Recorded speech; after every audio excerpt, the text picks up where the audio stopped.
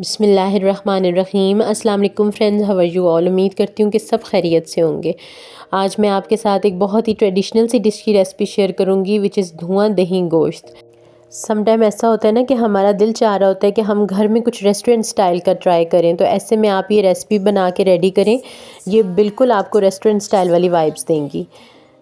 बहुत ही कम से इंग्रेडिएंट्स में ये बेसिक से इंग्रेडिएंट्स इसके अंदर जाएंगे और ये डिश हमारी रेडी हो जाएगी। अगर इसके इंग्रेडिएंट्स पे बात कर लें तो यहाँ पे मैंने 2 मीडियम साइज़ के अनियन लिए थे और उनको बहुत ही बारीक सा कट कर लिया था। इसके साथ यहाँ पे मैंने 2 मीडियम साइज़ के टोमेटो लिए और इसमें 2 स्पून के करीब जिंजर गार्लिक का पेस्ट जाएगा। इस रेसिपी में हमें 1 कप योगर्ट की ज़रूरत होगी और उसके साथ मैंने यहाँ पे हाफ़ kg के करीब बीफ का मीट लिया है। Now let's move toward it's preparation. यहाँ पे मैंने ऑलरेडी प्रेशर कुकर को स्टोव पे रख दिया था।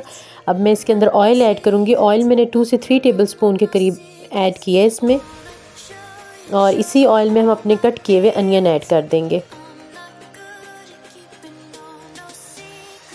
मीडियम आंच पे मैं इनको अच्छे से फ्राई कर लूँगी।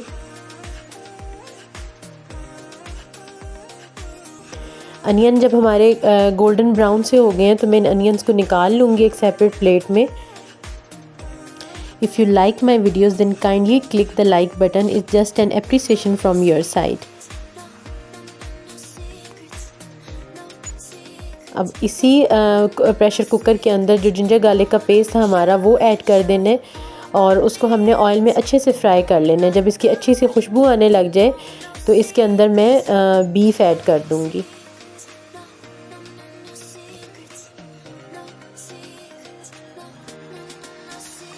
बीफ को भी हम जिंजर गार्लिक के साथ अच्छे से ऑयल में फ्राई करेंगे।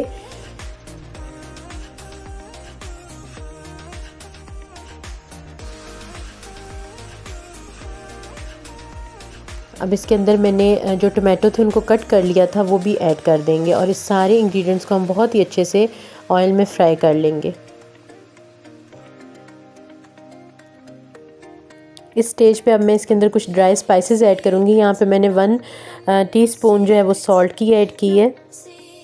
साथ में 1 टीस्पून इसके अंदर रेड चिली पाउडर जाएगा और 1 टीस्पून ही मैं इसके अंदर हल्दी पाउडर ऐड करूँगी। बस ये स्पाइसेस जो है इस स्टेज पे हम इसके अंदर ऐड करेंगे।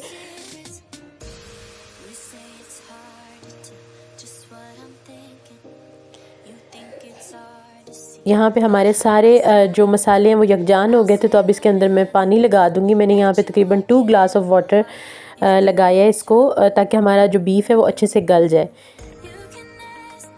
इसको मैं 10 मिनट्स का प्रेशर दे दूँगी और जब तक हमारा गोश्त गल के रेडी होता है तब तक हम धुआं दही गोश्त का मसाला रेडी करेंगे।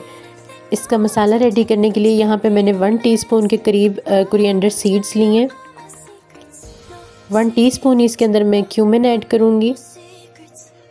5 से 6 इसके अंदर लौंग ऐड किए हैं मैंने और 5 to 6 ही मैंने यहाँ पे ग्रीन कार्डेमम भी ऐड किए हैं। 2 सिनेमन स्टिक्स ऐड किए हैं इसमें।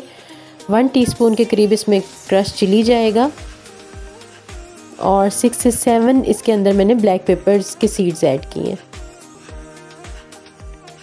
इन सारे स्पाइसेस को हमने बहुत ही अच्छे से स्लो फ्लेम पे ड्राई रोस्ट कर लेना है।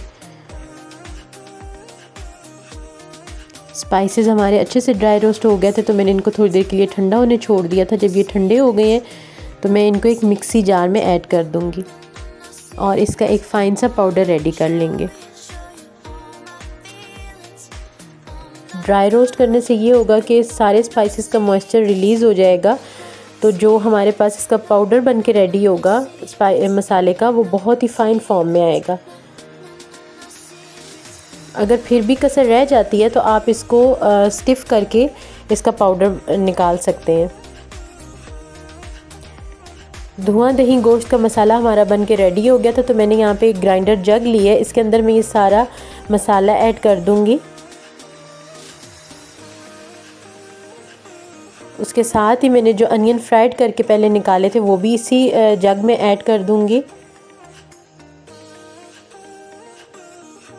और उसके साथ ही हम इसके अंदर योगर्ट भी ऐड कर देंगे। बस इसको ग्राइंड करके हमने इसका बहुत ही अच्छा सा पेस्ट रेडी कर लेना है।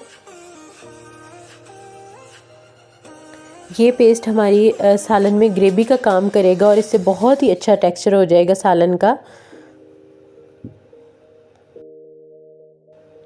पेस्ट हमने रेडी कर लिया था। यहाँ पे हमारा बीफ भी एज़ यू सी रेडी हो चुका है, गल चुका था बहुत ही अच्छे से। तो अब मैं ये सारा जो पेस्ट है इसमें ऐड कर दूँगी। मैंने इसके अंदर 3 से 4 ग्रीन चिलीज़ कट करके ऐड कर दी हैं और हमारा धुआं गोश्त बन के रेडी हो गया। लास्ट में इसकी गार्निशिंग में मैंने इसको यहाँ पे क्रीम के साथ गार्निश किया था। कुछ अनियन कट करके रखे हुए थे वो ऐड करूँगी इस पर, और लास्ट में मैं इस पर कोरिएंडर स्प्रिंकल कर दूँगी। अब बारी है इसको स्मोकी टच देने के लिए, इसको चारकोल का दम देंगे हम। You can see the procedure easily in the video that how we take a smoky touch in our dish.